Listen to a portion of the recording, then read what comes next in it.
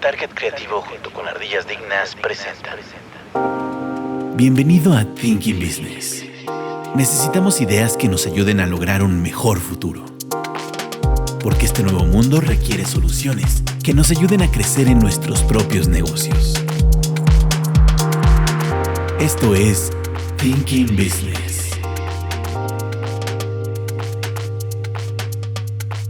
Hola, bienvenidos a Thinking Business, ideas para negocios inteligentes. El día de hoy nos acompaña Katzin Martínez. ¿Qué tal? ¿Cómo están? Y su servidor Juan Manuel Hernández. Hoy para un tema otra vez interesante y además con un invitado especial. Y además fuera del estudio, ¿no? Y Nos atrevimos a salir del estudio de grabación, que ya conocen ampliamente. Creo que es el primer video que grabamos fuera de la oficina. Nos han escuchado en algunos eventos cubriendo congresos, pero ahora nos encontramos aquí con Alejandro Angulo. Muchas gracias por recibirnos. Gracias por invitarnos. No, es un verdadero gusto estar aquí en Hub Cultural Neblinas. Estamos en el centro de Querétaro y bueno, esto es una ecotienda, una cafetería, un centro cultural. No sé si nos gustes dar un poco más de explicación. Pues sí, gracias al programa Thinking Business por invitarme. Y les voy a platicar, ya en junio de este año vamos a cumplir 22 años. Okay. De la apertura. Fue la primera ecotienda de todo el estado de Querétaro. Y la idea era, en su inicio, promover el comercio local, productores locales, e impulsar la agricultura orgánica también, que era muy importante. O sea, hoy en día existen ya 14 ecotiendas, okay, sobre todo aquí en la zona metropolitana, pero en aquel tiempo fuimos la primera y entonces esa ecotienda la anclamos con el servicio de la cafetería, con productos locales, y se incorporó también el concepto cultural, que fuera un espacio que pudiera brindar una oportunidad para los artistas locales, porque a veces en ese tiempo se veían complicados. Por ejemplo, el jazz no se tocaba en ninguna parte, entonces aquí empujamos los que son ahora los mejores jazzistas. Aquí surgieron, tuvieron cerca de 2 años, gente que se dedicaba al teatro, a la pintura, que en otros lugares les cobraban, aquí no se les cobraba. Entonces les brindó ese espacio para impulsar a los artistas locales. Entonces la cultura, la parte de la cafetería, con el café queretano de la Sierra, de Landa de Matamoros,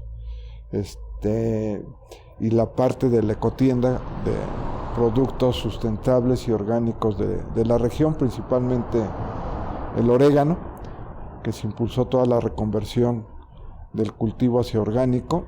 Sigue siendo Cadereyta, ahí el municipio, Peñamiller, ¿no? Sigue siendo la principal región de productos silvestres aromáticos a nivel nacional, el orégano y la damiana. Interesante saber. Son datos que generalmente no son tan conocidos o no se les da tanto foco, ¿no? Que también de esto mismo emana que ya durante hace años, y lo hemos mencionado en capítulos anteriores, ahí tuve algunas participaciones en programa de Un Mundo Verde, ¿no? En Radio y Televisión Querétaro, que ya lleva 13 años, ¿no? 13 años lleva. Pues fue un programa que impulsamos, fue cuando se creó la televisión aquí. Ya estaba la radio, pero faltaba la televisión.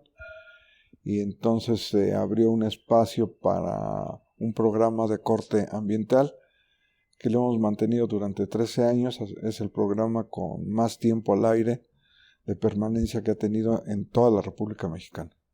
Hasta bastante tiempo. Ya un ratito. Y ahí, bueno, como dices, ya te había tocado participar. ¿Qué tanto ha evolucionado, por ejemplo, en esos 13 años, todo este tema de, pues digamos, de la cultura ecológica? ¿Cómo ha cambiado? Se ha dado de repente que exista como una parte de moda y otra parte no sé si de repente hay una parte que se ha hecho de moda y otra de conciencia real, ¿no? Que sí tenga un efecto real, ¿no? En las personas. Sí, digamos en cuanto a los negocios, como sí. Cuando pusieron la primera ecotienda, pues era difícil porque no había esa cultura, ¿no?, de productos orgánicos. La gente decía, sí, son productos naturistas. No, no son naturistas, son orgánicos, libre de agroquímicos. Entonces la gente en ese tiempo no podía distinguir, no sabía qué era un producto orgánico y la diferencia con un producto naturista. Y el tiempo fue, digamos, clave, y la oferta de productos, también tanto locales, regionales como nacionales, y algunos internacionales, fue creciendo el volumen de ventas, hasta donde yo me quedé hace 2 años, más o menos el monto anual de la venta de productos orgánicos de todas las ecotiendas de aquí de Neblinas y de los nichos que pusieron en las tiendas de autoservicios en Soriana, Walmart, etcétera, Costco, etcétera, comenzaron a meter nichos, estantes de productos orgánicos. Entonces el valor de la venta más o menos giraba como los 30 millones anuales. Entonces sí ha crecido tanto por el lado de la conciencia del consumo, de qué estoy consumiendo, productos sanos, locales, como también la parte de la conciencia ambiental, pues, ¿no? Claro. Más que una moda, realmente ha habido un cambio en la parte como de concientizarse. Efectivamente, yo creo que sí ha habido un cambio real en el consumo y en los hábitos. Porque de repente, digo, en términos como de marketing, como que de repente les da por utilizar mucho este tema de que es natural o ecológico, pero pues desde un punto de vista comercial, no tanto como de una parte real en el hecho de que sea algo que tenga un beneficio o que realmente haya una circunstancia, digamos, que la lleve a ser un producto, pues que al final tenga algo positivo o un cambio positivo hacia lo que consumimos, hacia tu medio, a tu entorno, etcétera, etcétera. Y aquí, digo, por lo que nos cuentas, creo que aparte vienen 2 temas como de la mano, que también ahora como que se ha abierto mucho el debate hacia precisamente el poder buscar, pues no nada más de consumir mejores productos, sino también productos más cercanos a tu localidad o la ubicación en la que tienes, como para también hacer que pues la economía local vaya creciendo mejor, que a lo mejor muchos productos no se tengan que mover de un lado a otro y por ende tener que prepararlos de alguna manera que ya no sea tan natural y ni tan ecológico, ¿no?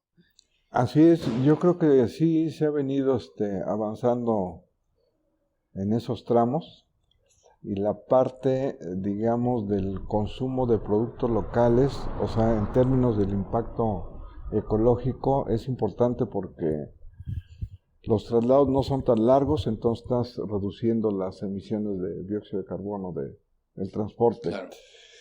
Ahorras también la parte de las horas de refrigeración en el transporte. Claro.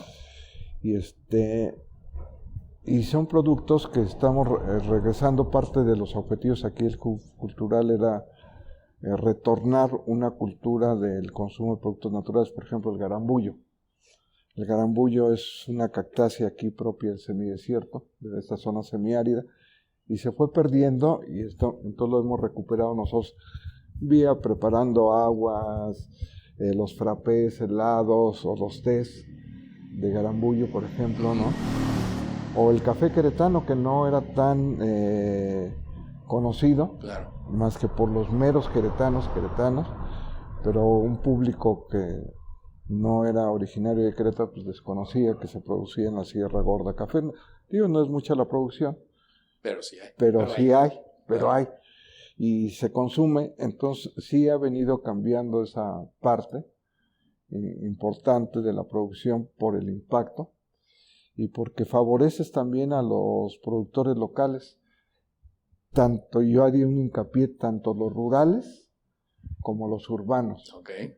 Por ejemplo, aquí en el Hub Cultural hay productores urbanos que nos surten la salsa de choconostle, que es la tuna agria que también se había perdido, es la salsa básica de aquí, pero la prepara un productor urbano, local. Los panes de las hamburguesas son de pan integral, de harina integral, y con una figura de tortuga. Okay. Entonces son panaderos locales urbanos los que participan, y así como eso podemos encontrar más productos para los productores urbanos, no solamente los rurales, parte, digamos, de la naranja orgánica o el mango orgánico, igual de la Sierra Gorda, que lo traen. Ahora, cuando fue el COVID, pues Sí, me acuerdo. fue clave, o sea, tener esos productores que traían las naranjas y el mango y se llevaban a las casas de las personas para surtir esta fruta orgánica. Claro. De aquí propia de la Sierra Gorda de Querétaro. Ok.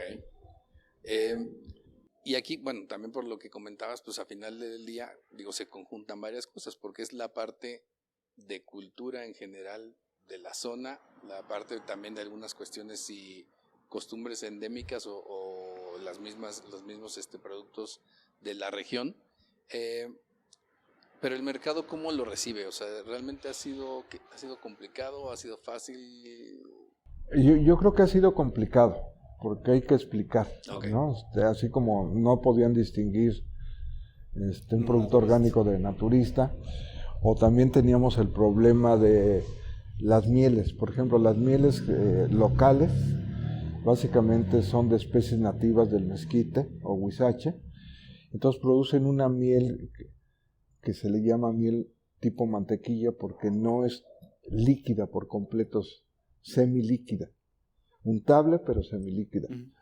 Y la gente al principio decía, no, eso tiene azúcar, entonces no podían distinguir y casi no la adquirían, tardó 2, 3 años, pero ahora es la miel más cara y la que demanda más la gente. Entonces entendieron, digamos, esa parte del valor como miel y aprendieron a distinguir entre las mieles polifloras líquidas y estas tipo mantequilla. Ok, que aquí de lo que comentas es realmente eso sale directamente de cualquiera de esos dos árboles. Sí, Okay. Son árboles el mezquite y el huizache principalmente, pero también de las cactáceas captan miel las abejas, pero principalmente es de la floración de esos dos árboles, el mezquite y el huizache. Ok, y eso también se puede utilizar para otro tipo de recetas, no necesariamente recetas que sean locales. No, o sea, fuimos Pueden ser avanzando. sustitutos el azúcar, por ejemplo. Del mezquite, de la vaina, se produce harina y se hace un pastel de mezquite o galletas de mezquite. Y hubo un productor de cerveza local que dijo, hay que crear una cerveza con identidad local. Y entonces terminamos en la parte del mezquite. O sea, sacan una cerveza que utilizan el insumo de la harina del mezquite para producirla. Okay. Y es la cerveza que más venden y la que mayor valor económico tiene. Entonces, sí se ha ido incorporando en la parte de los procesos o de productos, de la oferta de productos a base de insumos locales, como es este caso tanto de las mieles como de las harinas para pasteles, galletas, que hace mucho tiempo se utilizaba el mezquite para hacer tamales y otras cosas, y se abandonó. Entonces estamos en esa parte de la recuperación de una cultura tradicional, culinaria, incorporando de nueva cuenta estos insumos.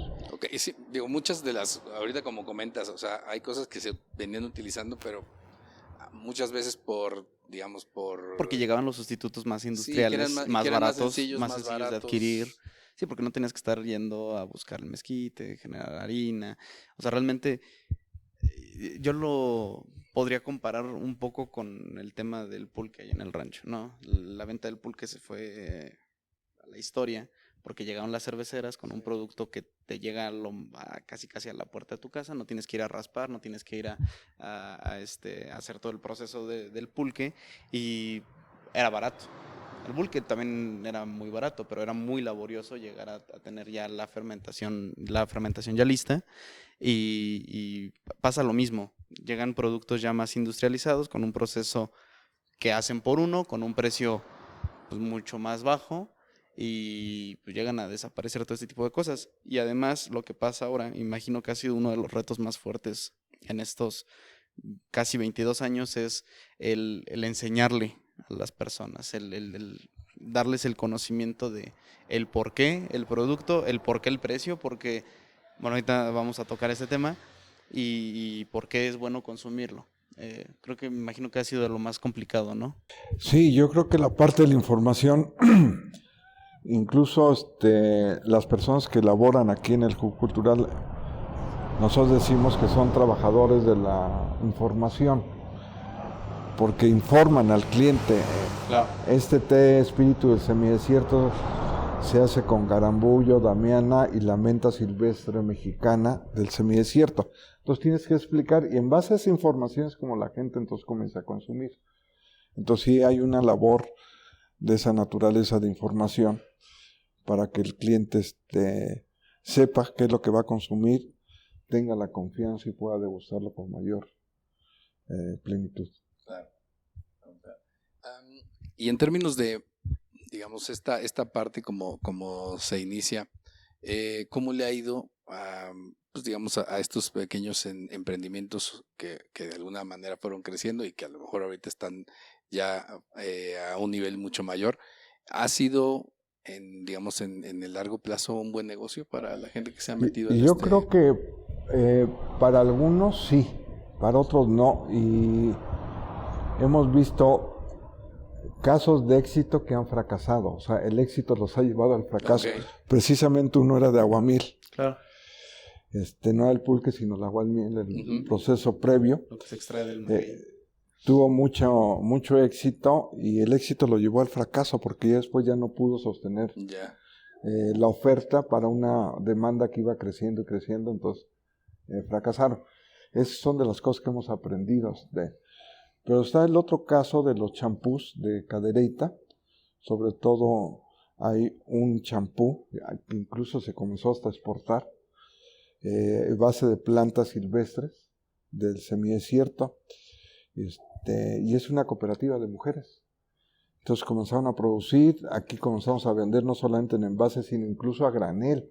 Era tanto el pedido que la gente traía su propio envase, le salía más barato y se le vendía a granel, y comenzaron también a exportar los champús Peñitas, tienen esa marca Peñitas. Yo usaba de más chico, por ejemplo, mi papá compraba de esos de Peñitas, era para la caída de cabello. La caída del cabello, sí, efectivamente. Estás haciendo un mal anuncio. No me funciona. Principalmente, y lo de las mieles también. Sí, cómo no. Incluso apoyamos a los apicultores para formular una iniciativa de ley que fue la más avanzada y sigue siendo la más avanzada en todo el país, una ley de protección de los procesos de polinización y la apicultura. Ok, de cómo se está produciendo en particular esta miel. Y cómo se produce. Y de manera responsable, ¿no? De manera responsable, y cómo también obtienen el pago de servicios ambientales por polinización. O sea, no solamente a la miel, sino la función ecológica que cumplen las abejas al polinizar. Uh-huh. O sea, cerca de el 40-60% de los alimentos que consumimos requieren de la polinización. Entonces las abejas juegan un papel importante en ese proceso de la producción de alimentos. Y han ido creciendo los apicultores, que es otro caso de éxito, han ido creciendo. No se produce tampoco mucho volumen aquí en el estado, pero lo que producen lo venden, lo colocan por completo y hasta les hace falta. Ok. No sé si, digamos, ahorita un poco de lo que nos comentas, y de repente, pues a lo mejor este tema de productos que se busquen ser, digamos, lo más naturales posibles en ese sentido, y los ejemplos que nos has dado, de repente sí exista como un poco una especie de límite o limitante en cuestión de incrementar los volúmenes, ¿no? O sea, porque a final de cuentas, pues puedes tener ciertos aspectos o ciertos de los insumos que requieres, pues que justo a lo mejor tienes... Y ya no tienes la capacidad de inversión, claro, que fue el caso del aguamiel, no tuvo la capacidad de inversión para comprar los envases. Y en aquel tiempo, quien vendía las botellas de vidrio, ese mercado estaba como más controlado, y los fabricantes de envases no producían demasiado. Claro. Entonces, la otra lección que hemos aprendido, digamos, en materia de emprendimientos, como son productores pequeños, sí tiene esa limitante. O sea, cuando comienza a crecer la demanda, a veces ya no tienen la capacidad de inversión en los insumos para poder responder a esa demanda. entonces se quedan estancados ahí o algunos, como en el caso del aguamiel, quiebra, ¿no? Y es esta limitante de los micronegocios, pues, ¿no? Que no tienen mucho capital para la inversión, para lograr un crecimiento. Por ejemplo, no sé si también dentro de estas limitantes podamos poner el tema, bueno, supongo que sí va a entrar, el tema de la materia prima, ¿no? El caso del garambullo, que pues ¿cuántos años tiene que pasar para que el árbol se desarrolle? Que deje de ser como tal la cactácea chica y se vaya desarrollando y hasta que casi sea un árbol para que empiece a dar una cantidad importante del fruto. El caso del maguey, ¿no? Con el aguamiel. Después de tantas veces que se raspa, pues el maguey se seca y hay que volver a plantar y esperar 5 o 10 años a que sea un maguey productivo. Pero supongo que también esa es una de las limitantes más importantes. En algunos casos sí. Por ejemplo, la producción de miel. O sea, no es demasiada porque tampoco hay demasiadas fuentes de materia prima. De materia prima, que sería el néctar. Creo que, por ejemplo, también con el mezquite es como muy complicado de que crezcan nuevos mezquites y tarda mucho tiempo. Sí. Tarda mucho tiempo. O sea, es una limitante también complicada, ¿no? Es complicado, pero digamos para lo que se produce, los pasteles, las galletas, las cervezas, o sea, sí hay el suficiente insumo. Okay. Pero si es una limitante, si tú te vas a dedicar a una producción para generar el insumo de harina de mezquite, pues tienes que esperar muchos años. Claro. ¿No? Entonces sí se vuelve esa parte de la limitante que se tiene, pues, ¿no? Aquí en el Hub Cultural, en alianza con los apicultores, se servía unas pizzas que, además de los ingredientes normales del queso, jitomate, etcétera, ¿no? Era de los zánganos, o sea, el zángano es el macho de las abejas. Uh-huh. Entonces lo traían ellos y se doraban y se ponían en la pizza. Ahí sí encontramos esa limitante. Yeah. Pues no podían estar abasteciendo periódicamente, ¿no? Una cierta cantidad de machos, okay, ¿no? De zánganos para las pizzas. Okay. Entonces, sí encontramos esa parte limitante de los insumos en algunos, en otros no. Pero yo creo que más bien es el tema de que son micro. Entonces implican no solamente la inversión en insumos, sino, por ejemplo, los champús podían implicar la inversión en maquinaria, ¿no? Para producirlo más en masa, más capital humano, ¿no? Y ahí es donde ya no da el micronegocio para una inversión, moverte a otro local más grande, las rentas, el pago de energía, etcétera, etcétera. Esto, hablando como el micronegocio totalmente independiente. En tema de, ¿hay apoyos gubernamentales? ¿Hay cierto capital que se esté quizás dentro del presupuesto que digan, vamos a apoyar, no sé, de 20 proyectos que nos presenten este año en Querétaro, vamos a apoyar 5? ¿Hay algo así? El municipio tiene este apoyo para los apicultores, un pago por servicios ambientales. Sí, por el tema de la polinización. Son 460 pesos por colmena. Cada año ya con este va a ser el tercer año. Okay.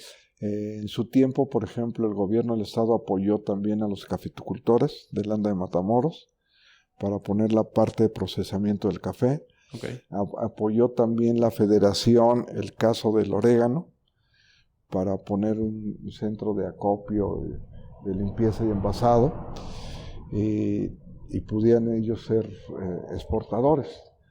O sea, como que han sido periodos o tiempos en los que se han apoyado para que se impulsen los negocios, pues, ¿no? Pero es más el capital privado. No, el capital privado casi no le ha invertido, ¿no? Fíjate que así de empresas que digan vamos a apoyar, no, ha sido más bien apoyos gubernamentales. Y es curioso, ¿no? Porque últimamente, al menos los últimos 10, 15 años quizás, muchas empresas les ha dado el tema del remordimiento ambiental que puedan llegar a generar de daños, y al menos he visto algunas empresas que han optado por apoyar ciertos, o quizás muy específicamente algún negocio o algún sector, pero como que lo han buscado como una limpia de conciencia. como le llaman el lavado verde, ¿no? Ajá.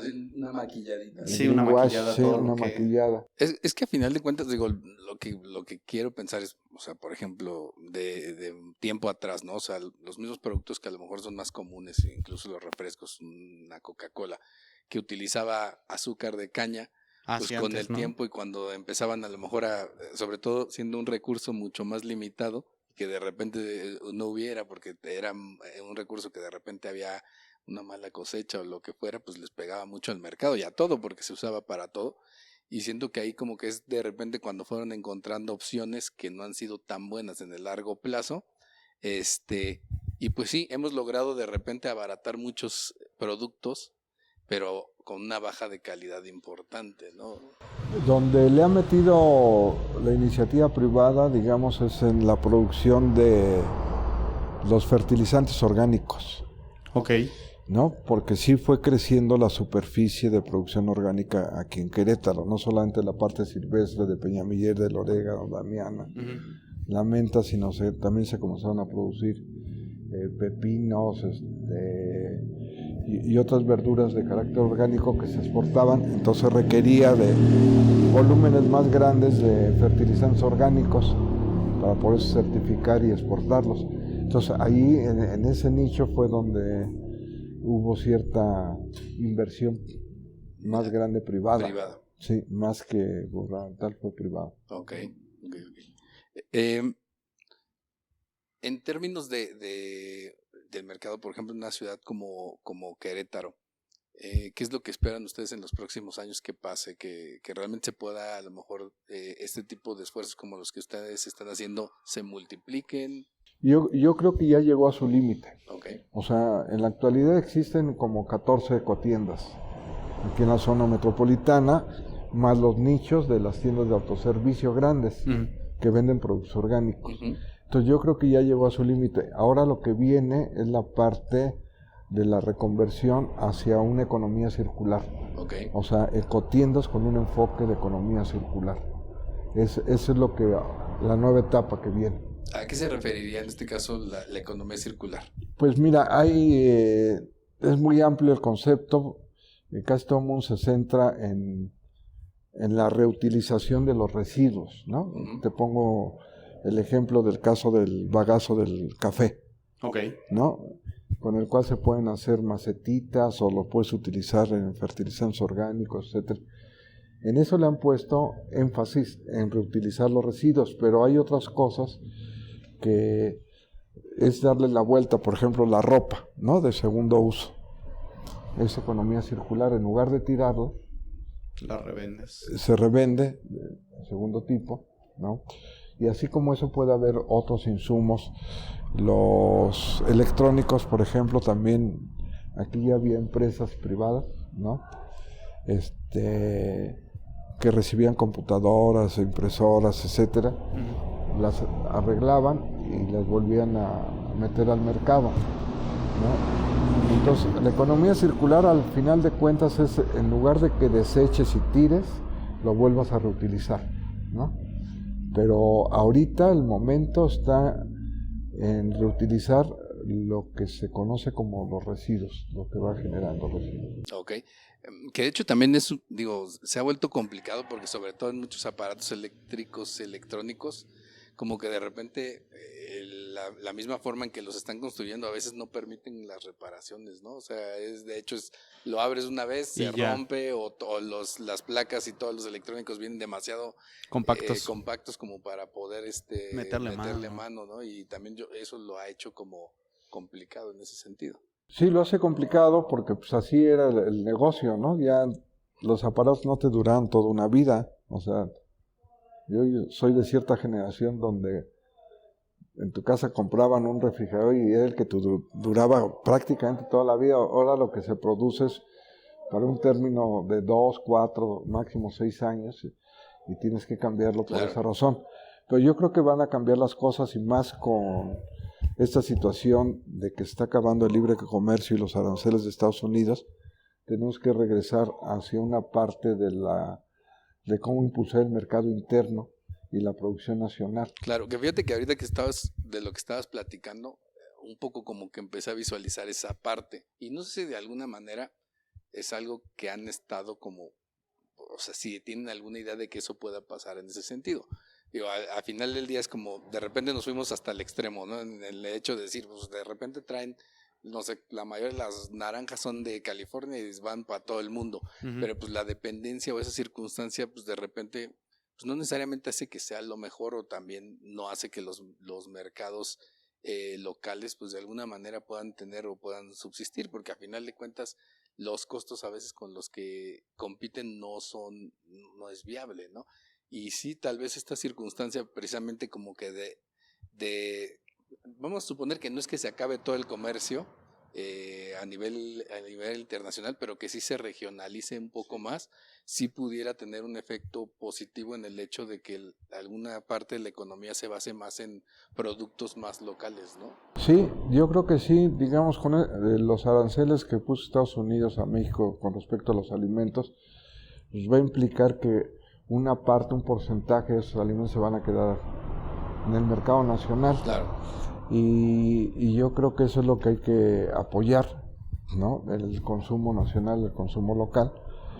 Y creo que eso va a permitir también valorizar las tierras, ¿no? De cultivo, claro. Porque pues cerca de las ciudades se ha ido abandonando la agricultura, se ha perdido soberanía alimentaria cerca de las ciudades y más bien tienen un valor para la urbanización. Lo empiezan a vender lo empiezan a comprar las constructoras. Sí. Entonces yo creo que ahora con esta nueva situación se puede ir revalorizando, se va a necesitar producir más para el consumo, el mercado nacional, pues, ¿no? Claro. Ahorita que platicabas de que ya es como el tiempo de que al menos ustedes ya... Bueno, al menos aquí en Querétaro ya está topado, que ya ahora viene el siguiente paso, economía circular. Yo desde mi punto de vista lo que pienso que ha pasado, y porque lo viví cuando mi papá se dedicó al tema de la chía, y lo vimos todos en esos años, que muchas veces hay efectos de que es moda. Cuando empezamos cuando empezó el tema del mercadito queretano fue alrededor del 2012, 11 más o menos. Me acuerdo que había cierta preocupación de la gente en que querían comer algo más saludable. Se les vendía la idea de que también éramos todos productores queretanos, que traíamos productos pues que a final de cuentas eran naturales, que eran ricos, que a fin de cuentas, si la gente no iba a las tiendas o a los puntos de venta, por ejemplo, con ustedes, que no iban directamente a la ecotienda, sino nosotros nos acercábamos al cliente, ¿no? ¿Tú crees que sí es un efecto importante el que sea una moda? ¿O que exista realmente una moda? O sea, yo creo que la moda ayuda a potenciar, pero no es lo que te va a sostener, ¿no? Porque es algo instantáneo. Es algo instantáneo, o sea, se acabó la moda y si dependes solamente de la moda, pues ya fracasaste. Ayuda a potenciar. Pero yo creo que sí, por ejemplo, el caso de la chía que mencionabas, ¿no? En aquel tiempo, pues era promover y hablar de los beneficios que tenía la chía para la salud. Y después entró toda la competencia ya industrializada, en cualquier parte ya encontraba chía. Sí, se abarató mucho. Y hoy en día hay bebidas ya industrializadas que te dicen es jugo de pepino con limón y chía. ¿No? Entonces, digamos, la chía ya penetró en el consumo. Rompió esa barrera, aunque digamos quizá no benefició a los productores originales. Sí, no. Pero ya avanzó. En ese sentido, rebasó y ya está posicionado, digamos, como algo importante para la salud del que contenga chía, ¿no? Sí, porque también lo asimilaba, quizás que al menos yo, que tengo 26 años y a partir de los 6 años empezó mi papá con el tema de la chía, entonces los últimos 20 años he tenido una noción más clara sobre cómo se ha dado el tipo de mercado en productos naturales y orgánicos, que creo yo que cuando pasan ciertas circunstancias específicas en temas de salud es cuando nos empezamos a preocupar, ya sea que uno como consumidor, que o te detectan algún tipo de enfermedad, que, por ejemplo, siempre lo mencionaba uno de los productores del jugo de garambullo, ¿no? El tema del jugo de garambullo y cómo ayuda al tema de diabetes, ¿no? Para gente que ya tiene el problema, hay esa solución, esa opción. Pero yo lo vi también últimamente con el tema del COVID. A partir del COVID, la gente, uno empezó a valorar más su vida, empezó a cuidarse, empezó a buscar alimentos más saludables. Después vino esta ola de superalimentos que hoy en día sigue un poco de moda. ¿Y tú cómo ves ese efecto de que tristemente tenga que pasar una desgracia para que nos empecemos a preocupar? Pues el ser humano es así, ¿no? Es por naturaleza en cualquier tema, hasta que no ve la desgracia, no lo entiende. Y es cuando dice, pues ya lo habían dicho, ya me lo habían comentado, etcétera. Alguna vez escuché, ¿no? Pero tiene que pasar a veces el problema, ¿no? El colapso, para que cobren conciencia y cambien sus hábitos. En este caso estamos hablando de consumo. Digamos, hoy si vemos estadísticas, hay una gran población enfermiza o enferma. Y lo que vemos que crecen son farmacias. Medicamentos que no te van a curar, nada más son paliativos. Claro. Entonces tienen la otra opción de comenzar a reconvertir su consumo en productos naturales. Por ejemplo, cuando estuvo lo del COVID, se incrementó mucho la venta de lo que llamaban la miel dorada. No la menta, la miel. Miel dorada. Que además de ser miel tenía otros componentes naturales que ayudaban a fortalecer tu sistema inmunológico. Ok. ¿No? Que era lo que más estaba... que era una defensa, uno, ¿no? En ese era una entonces. fortaleza contra el COVID, sí, tu sistema inmunológico. Pues sí, tristemente es cuando ya pasa algún tipo de desgracia que empezamos a buscar las soluciones. Y no sé, por ejemplo, ustedes, a partir de, bueno, en contingencia me imagino, bueno, no sé, a pesar de que ustedes eran un giro que tienen comida, que es cafetería, ¿les permitieron estar abiertos? Se cerró.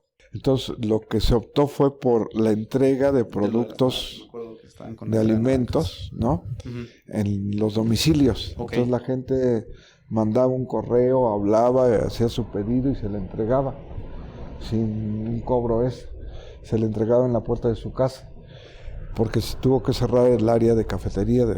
¿Porque no era un negocio básico? La ecotienda no, pero el servicio de cafetería y restaurante sí. Okay. Los eventos también Sí, claro, los eventos cerrados. Y a partir de eso, no sé, quizás en 2021, que ya estaba un poco más tranquilo, ¿vieron algún tipo de cambio en su mercado? ¿Un poco de incremento, decremento? Pues fue curioso porque yo creo que había más demanda cuando estaba el COVID que después cuando terminó. Es que siento que también el ocio de la gente era lo que más mataba. Sí, bajó la demanda de productos, frutas, verduras, ¿no? Claro. Mieles, etcétera. Sí bajó la demanda después del COVID. Ok. Curioso. Otra vez como volviendo un poco al tema que comentábamos ahorita de lo de Estados Unidos, porque otra vez como que ahorita estamos como en general en los mercados y la gente está muy espantada por algunas situaciones que creo que no necesariamente tendrían que tener, o a lo mejor nos estamos yendo más al lado pesimista sin ver las opciones que puede abrir o las oportunidades que puede abrir esta situación, ¿no?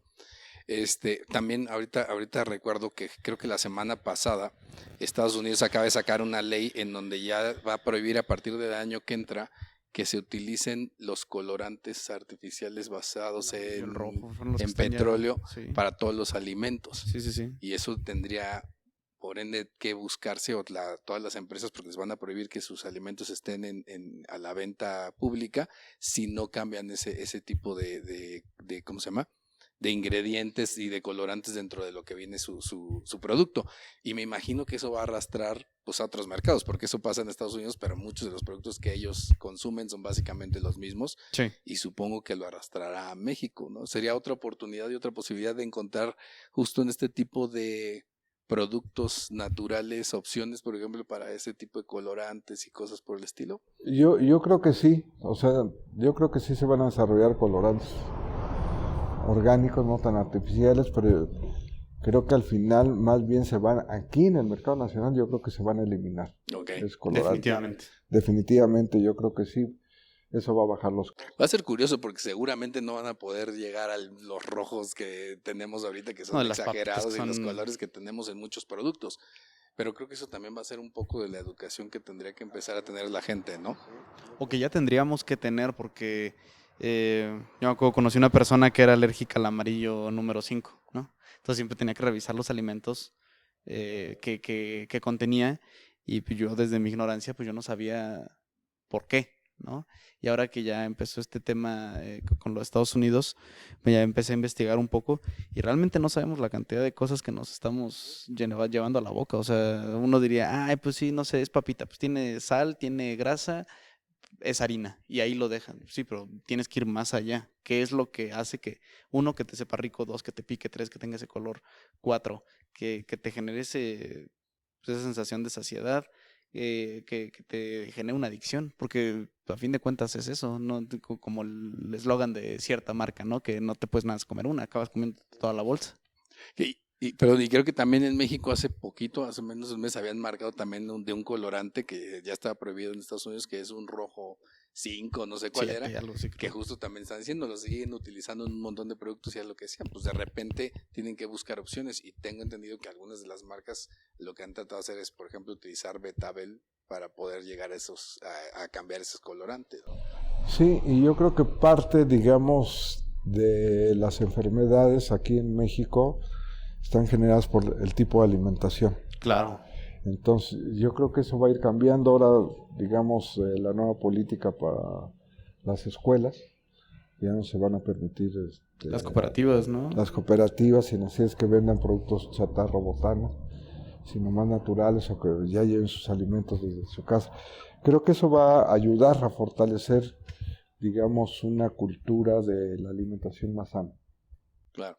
Que es muy importante justo que venga desde la parte del desarrollo infantil, ¿no? Que se tenga una alimentación más saludable, que se tenga más conciencia, que realmente, bueno, al menos en el programa educativo de cuando yo estuve en, no sé, quizás primaria, que es cuando te pueden explicar un poco más, y secundaria, pues jamás nos tocaron temas de cómo ciertos productos te ayudan, qué colorantes, ¿no? Qué sabores artificiales, qué beneficios, qué contras, ¿no? Nada, te decían, este es el plato del buen comer, ¿no? Y te lo dejan muy ambiguo. Y que quizás también es un tema que se tenga que cambiar desde... Se puede ir cambiando y tener opciones. Por ejemplo, aquí en la ecotienda se venden los charritos, pero a base de la harina de nopal. Claro. ¿No? O las papas, como tú decías, de betabel o de otros ingredientes naturales. O sea, sigue siendo la botana, pero el ingrediente es natural. O que los snacks de fruta deshidratada, ¿no? De fruta deshidratada, etcétera. Entonces, son opciones que tienen. O sea, si te gusta todo eso, estás muy metido en tus hábitos de consumo, pero tienes otras opciones más naturales que no te perjudican tu salud. ¿Por dónde tendría que crecer este movimiento? ¿Por parte de los consumidores, por parte de los productores, por parte del gobierno, por mayor participación de tal vez empresas más grandes? ¿Quién lo podría ayudar a impulsar más rápido? Híjole, es una pregunta así complicada porque, por ejemplo, el tema de las ecotiendas, o sea, no fue el consumidor el que demandaba productos orgánicos, sino fue desde la parte privado social que se empujaron las ecotiendas, pues, ¿no? Claro. Con el apoyo del gobierno. Pero en algunos otros casos es el consumidor, ¿no? El que comienza a demandar, como tú dices, me fijo en las etiquetas, no sabes que esto no, que no tienen algo. Por ejemplo, ahorita están saliendo por el tema de los diabéticos, que es un problema mundial y en México, pues las bebidas refrescantes sin azúcar, ¿no? Sí. Entonces, digamos, ¿quién lo impulsó? O sea, hay una demanda y que no encontraban refrescos, los diabéticos, y ahora ya encuentran una opción de un refresco sin azúcar. Mismo la gente que, como que últimamente me he conocido, a lo mejor estaban escondidos, mucha gente que es intolerante al gluten, ¿no? Que, creo o no, no en todos los lugares encuentras comida sin gluten, es más difícil. Y como dices, el mismo consumidor es el que va impulsando a que nazcan O emprendimientos. las leches, ¿no? Los cafés que ahora te preguntan de qué tipo de leche quiere. Sí. ¿La de vaca o la natural? Y si es de vaca, ¿cuál? ¿La entera o Y las 10 de categorías que crema? hay. En todas las categorías. O las bebidas derivadas, ¿no? De semillas. Entonces, eso va logrando compaginarse con la demanda del consumidor, ¿no? Dice, si a mí me hace daño la leche entera, pues no, ahora voy a consumir de esta descremada. Que yo estaba escuchando, por ejemplo, en temas de esto que decían ahora de la leche, que de repente ahora mucha gente fuera intolerante, que tenía que ver precisamente también con algunas cosas que se han tratado de hacer para lograr que las vacas fueran más, tuvieran mayor producción. Entonces se utilizaban hormonas y algunas cosas que al final Y clenbuterol no se veía. terminaban afectando porque el producto final ya no era el original. Entonces con el tiempo te terminaba haciendo que de Termina alguna siendo un- manera tuvieras una reacción, ¿no? Termina siendo un efecto colateral ahí de rebote al Sí, consumidor. que a lo ¿no? mejor no lo ves en el corto plazo, no es que te lo tomes y te haga daño. Es paulatino ahí, va poco a poco, poco a poco. Hasta que detona. En términos de, por ejemplo, productos naturales o productos orgánicos, ¿cómo se identifican cada uno de ellos o cuáles son las características? Bueno, sí hay legislación nacional sobre los productos orgánicos que tiene que tener un certificado. Aquí atrás tenemos el oréganos. Y entonces viene un sello. Lo ganaron ellos a nivel nacional, el premio. Y debe de tener un certificadito Okay. de orgánico. Cuando se crearon los mercados, el mercadito verde, ahí en la En fábrica, la fábrica, ¿cómo no?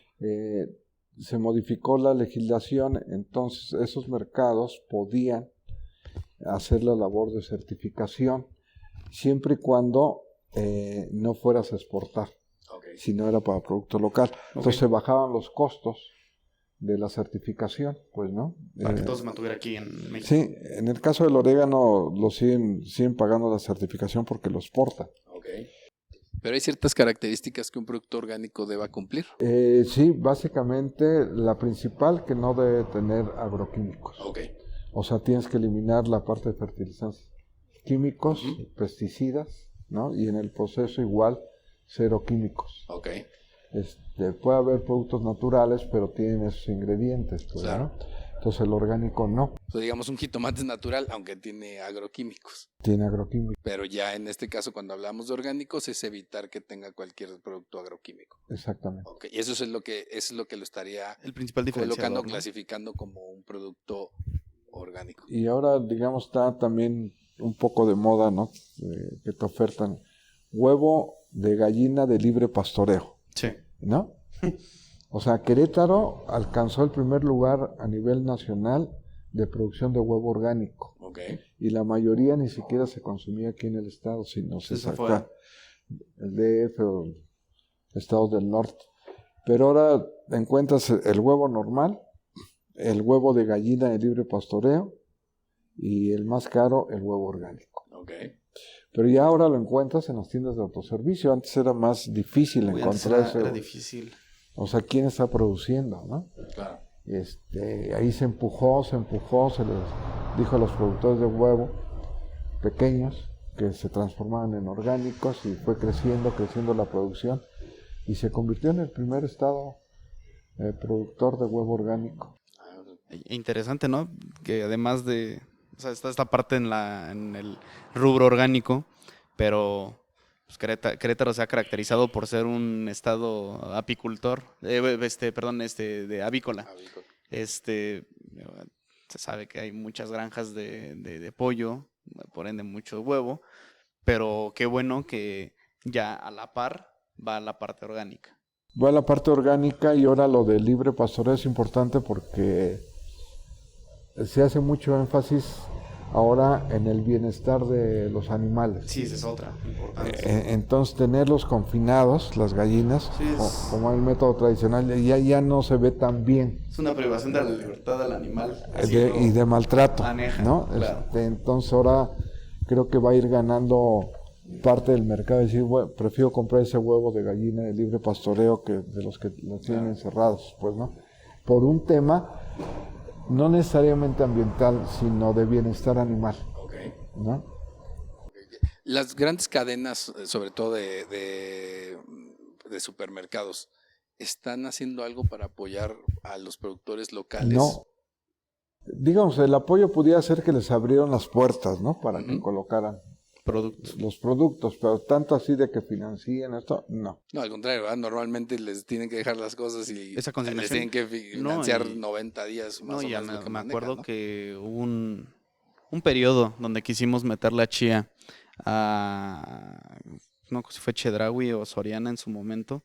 Fue Soriana. Ajá, fue Soriana, ¿verdad? Sí. Ese proyecto que hubo. Sí era una lista amplia de muchos requisitos, muchos procesos. En 3 meses te pago y todas las promociones que haga de regalo no te las...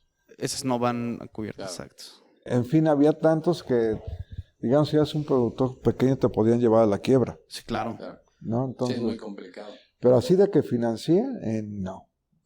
No, porque además tampoco es su giro el financiar proyectos así. Ellos apuestan a, pues si lo quieres dejar y a ver si se vende, órale, ¿no? Y pues ya a lo mejor de repente, salvo que tengan exclusiva de que cierto producto nada más se vende en cierta cadena, a lo mejor atraes un poco más de clientes, pero es muy complicado que llegue a pasar eso, ¿no? Aparte, entiendo que de repente otra cosa que les hace muy difícil es que te dicen, entras, pero te dicen, no sé, pero me llenas 30 tiendas. Me sí. surtes Y tanto. aparte entonces es una gran cantidad y tú los tienes que llevar a cada tienda. Claro. Sí, No es es a muy una complicado. parte, sino es complicado.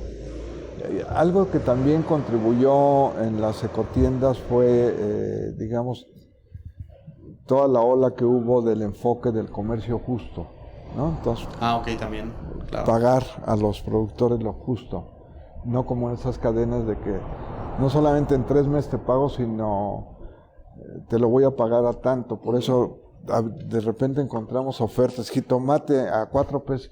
Oye, pues ¿a cuánto se lo pagaron al productor? 50 centavos. 50 casi. centavos. O sea, ¿cuál es la ganancia? Claro.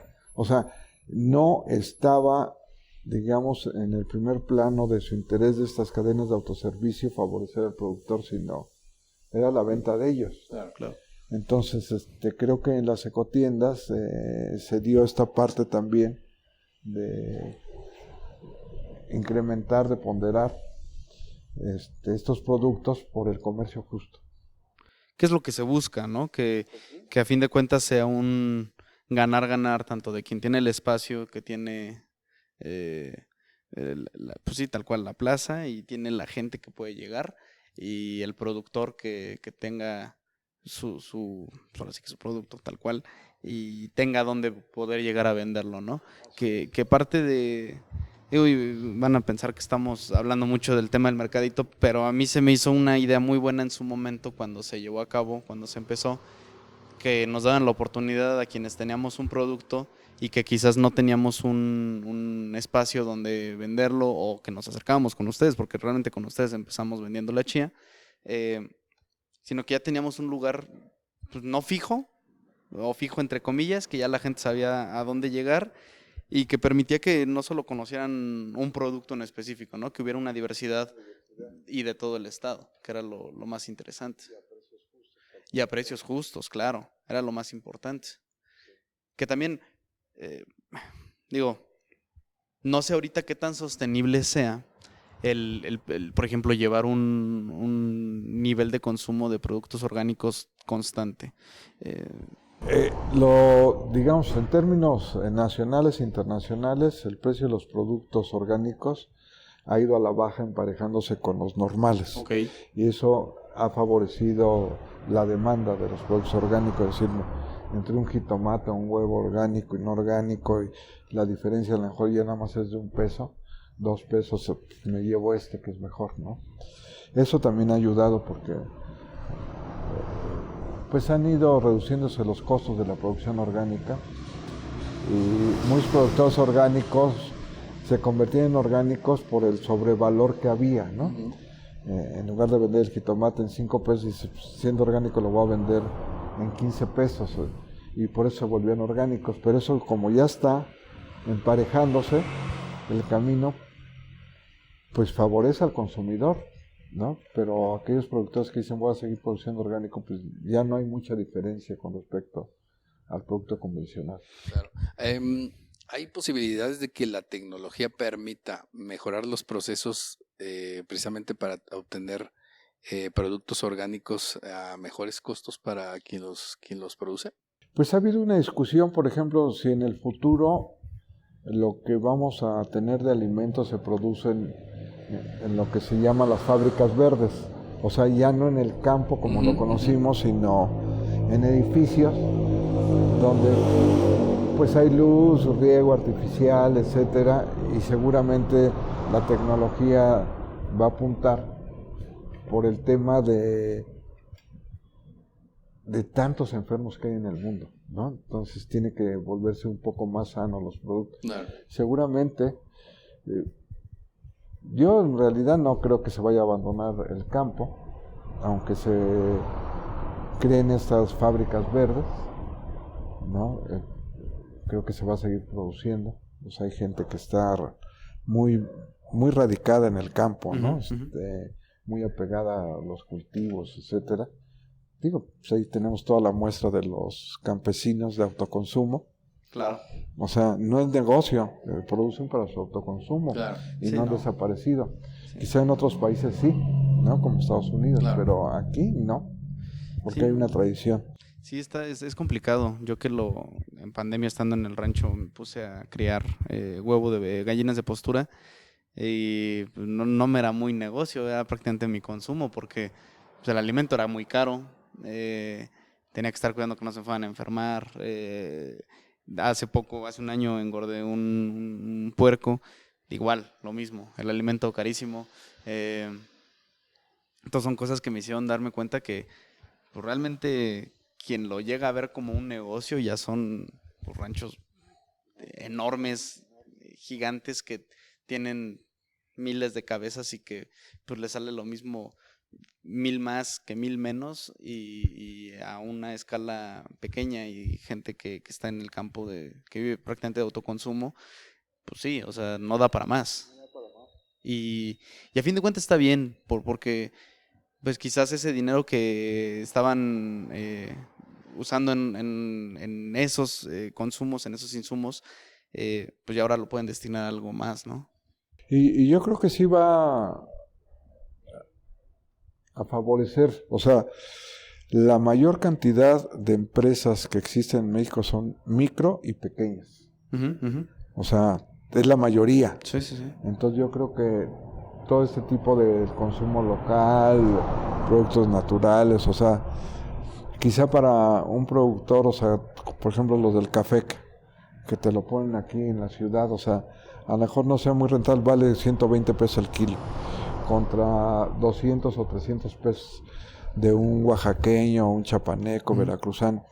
Entonces quizá no es mucho, pero para ese productor que vive en el campo, esa pequeña ganancia le es significativa y le permite vivir una semana, un mes, etcétera, ¿no? Entonces, como que están no en la búsqueda de la avaricia de la ganancia, sino de seguir produciendo alimentos más sanos, ¿no? Y con un margen de ganancia bastante razonable. Claro. A lo mejor aquí sería encontrar el equilibrio un poco entre lo que vendría siendo en un momento dado precisamente el poder competir con un producto que viene de fuera y tiene que acarrear costos de transporte, Que son más temas caro. de importación y buscar justo como ese punto medio en donde puedas estar regionalizado, tener un precio adecuado y que la gente lo empiece a consumir sobre otros productos, ¿no? Entonces, digo, no creo que del todo, o sea, más bien creo que aquí está faltando como un poco ver esa visión de que esto puede traer algo bueno en ese sentido y pensar más bien cómo aprovecharlo, ¿no? O sea, cómo meterse dentro de esta ola que se estaría abriendo con muchos de estos productos. Si alguien tuviera ahorita la idea, por ejemplo, de iniciar precisamente un negocio con productos naturales, orgánicos, ¿qué es lo que le recomendarías tú para iniciar? ¿Cuáles serían los consejos que les darías? Sí, yo lo que recomendaría, primero, evaluar si realmente le conviene o no reconvertirse hacia una producción orgánica, ¿no?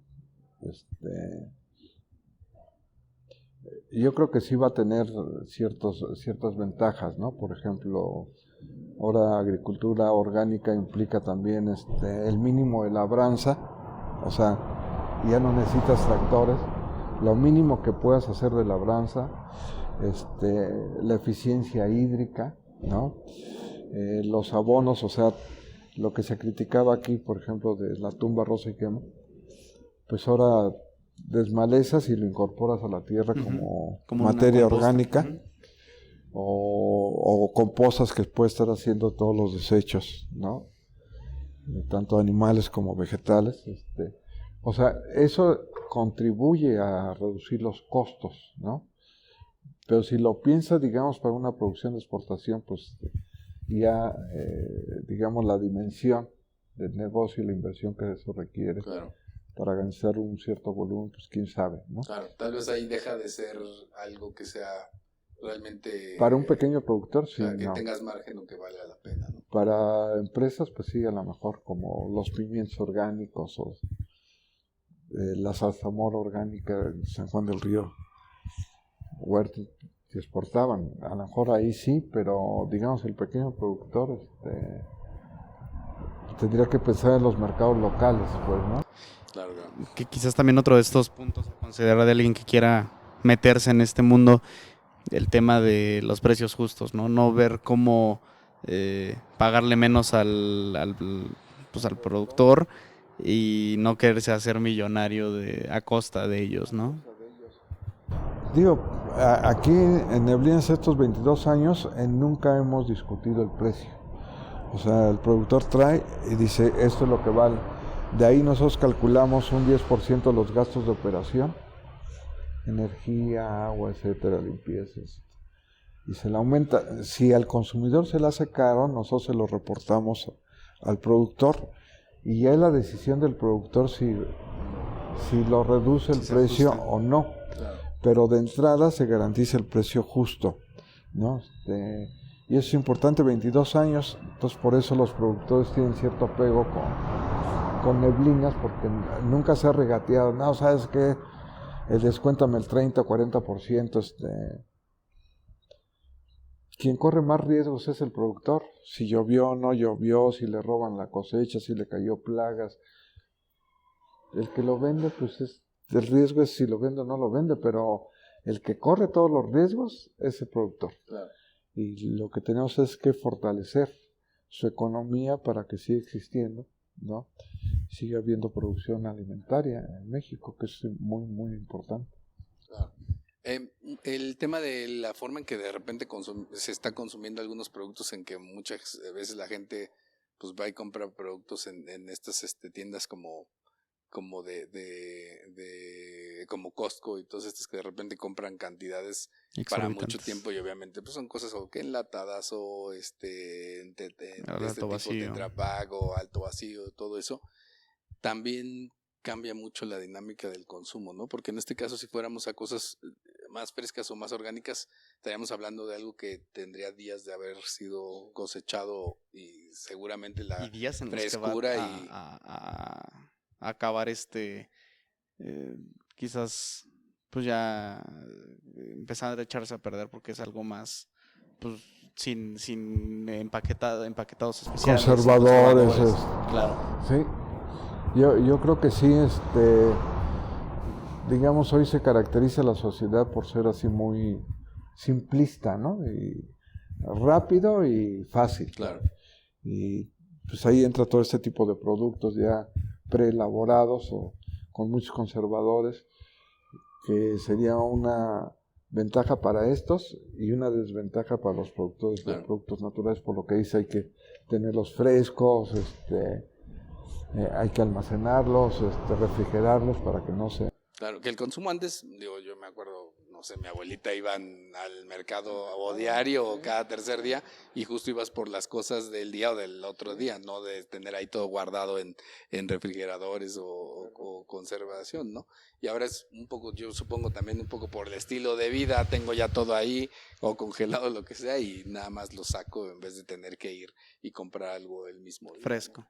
además. Pues bueno, eso yo creo que también tendría que ser algo que al final tendría que, no sé si tendríamos que hacernos un poco más conscientes de poder, digamos, como ir a ese tipo de consumo en donde tratamos de utilizar cosas más del día o más frescas, ¿no? Uh-huh. Sí, Un poco para ir cerrando, Katzin, ¿qué te gustaría añadir o pues que, mira, de entrada, que seamos un poco más conscientes sobre lo que comemos, lo que consumimos, porque no nada más es comida, ¿no? Hay diferentes cosas que podemos estar consumiendo, tema de artesanías, siempre he fomentado porque estuve metido en mucho de estar cerca de productores y artesanos. Pues lo vimos hace 2 años, 3, ¿no? Que fuimos directo a Mialco a comprar las muñecas en vez de haber ido aquí a la tienda XY a comprarlas, ¿no? Fuimos directo con productor a hacer el consumo. Tener ese nivel de conciencia, el conocimiento que bien mencionaba Alejandro, de saber qué es lo que estamos comprando, lo que estamos consumiendo, lo que estamos comiendo, y que sobre todo visitemos este tipo de lugares que nos abren puertas, aprender de entrada a conocer lo que hay en nuestro estado, porque muchas veces ni siquiera tenemos una noción de la cantidad de cosas que tenemos en recursos y que se transforman y podemos obtener todavía más, ¿no? Y que visiten, que se informen y que investiguen un poquito más, ¿no? De todo, porque muchas veces nos quedamos en la comodidad de esto me puede gustar, bueno, órale, ¿no? Pero, pues, por ejemplo, van a decir, bueno, ¿y para qué me sirve el orégano, no? ¿De qué me sirve? Yo nada más lo como en el pozole, pero va más allá. Va más allá. Mucho más allá. En la salud humana. Exacto. ¿No? Y la otra parte yo creo que en algún momento se le propuso hace como 8 años al secretario de Turismo de aquí de Querétaro que impulsara en los restaurantes, o sea, precisamente para evitar los productos congelados y con muchos conservadores, que se impulsara el consumo de los productos de temporada. Okay. ¿Sí? O sea, todo el año voy a tener naranja. Oye, todo el año no se produce naranjas. Entonces, ¿qué le están poniendo para que se conserve? No, vamos a consumir lo que es de temporada. Y va cambiando las temporadas, en verduras, en frutas, etcétera, en muchas cosas. Y eso hace más naturales a los alimentos. Claro. Y contribuyen a nuestra salud. Sí, que de repente los algunos negocios como que se van más por el hecho de pues ya tengo mi carta y voy a tener todo eso siempre y no busca como opciones. A mí me ha tocado, aquí en Querétaro alguna vez vi y estaba haciendo una investigación de mercado sobre restaurantes y me tocó alguna vez entrevistar a algunos chefs y en uno de esos casos me acuerdo que el chef iba llegando porque venía del mercado y en ese caso el chef todos los días salía al mercado, veía qué era lo que había, si había algo que estaba a buen precio, hacía el especial ese día con lo que él encontraba en el mercado y tenían una pizarra y llegaban y ponían en la pizarra lo que hacía una receta justo con lo que veía que estaba bien, que podía ser atractivo y hacía una receta para eso, ¿no? Que creo que además eso es interesante porque pues para la gente de repente te da opciones, puedes probar algo diferente y al final estás aprovechando algo que en ese momento puede estar fresco y puede ser es una buena oportunidad. Bueno de consumir, ¿no? Pero pues eso también a veces requiere como esa posibilidad en que los negocios también sean más abiertos a probar nuevas circunstancias o tener cierta flexibilidad para hacer algunos cambios en pro de ellos y en pro a fin de cuentas de a quien le están consumiendo. Perfecto. Invitando a la gente a que los visiten aquí, ¿qué se van a encontrar y dónde los encuentran? Pues los invitamos, estamos aquí ubicados en la calle Próspero C. Vega, número 14 en el centro histórico de Querétaro, para que nos visiten la ecotienda, degusten el café queretano o los tés del semidesierto. las aguas que ya probaron ustedes de Garambullo, ¿no? Y los eventos culturales que los estamos publicando en la página del Face constantemente. Y ahora en junio, que es el aniversario de Neblinas, pues vamos a tener varios eventos culturales, tanto de música, danza, presentación de libros, charlas, conferencias, etcétera. Perfecto. Y bueno, y además, si alguno de ustedes está interesados precisamente en entrar en esta industria o en este nicho, pues también, ahorita estamos hablando de un tema a lo mejor local en cuestión de Querétaro, pero seguramente si están en algún otro estado, en alguna otra ciudad en específico de la República, pues también que busquen estas oportunidades de lo que pueda haber alrededor, ¿no? De lo que precisamente pueda haber en su entorno, claro. Productos, a lo mejor cosas que de repente hemos dejado de utilizar, pero que son pues a lo mejor algo que ha sido importante dentro del consumo en su región y que a lo mejor ha perdido, pues digamos, su uso, pero que podría ser algo interesante, ¿no? No nada más andar copiando otras ideas de repente de otros lados, ¿no? Buscar esa parte cultural de identidad. Exacto. Culinaria, en este caso, ¿no? Y también ahí por ahí todos los que están de chefs y todo esto, pues también que deberían de buscar precisamente encontrar recetas o tratar de irse a los orígenes, ¿no? De productos que puedan estar en diferentes zonas de México, no nada más en donde a lo mejor se encuentran en un momento dado, ¿no? Así es. Sí, pues aquí, por ejemplo, o sea, lo que hemos recuperado es la salsa de choconostle, de la tuna agria, la penca del semidesierto también, se van incorporando elementos tradicionales, culturales, culinarios, en la oferta de los alimentos. Claro. Y pues eso, el consumidor que logra entenderlos lo valora mucho. Claro. Perfecto. Pues para cerrar. Pues muchas gracias, Alejandro, por tenernos aquí, por darnos un poco de tu tiempo, permitirnos estar aquí y grabar en Ecotienda. Y pues bueno, volver a la invitación. Está la página de Facebook, ya se les dio la dirección. De todos modos la podremos poner ahí en la descripción del capítulo. Y pues que sepan que hay un espacio y varios espacios en el estado. Nosotros estamos aquí en Ecotienda de Neblinas. Y pues invitarlos a que se informen, que conozcan, que aprendan, que se atrevan a probar cosas que quizás no tenían el conocimiento de. Y pues nada más. Perfecto, pues bueno, les agradecemos mucho a todos los que nos escuchan. Esto fue Thinking Business, ideas para negocios inteligentes. Hasta luego. Adiós, bye. Gracias. Hasta luego. Esto fue Thinking Business. Ideas que brindan soluciones que nos ayudan a crecer en nuestros propios negocios. Thinking Business. Una producción de Target Creativo junto con Ardillas Dignas.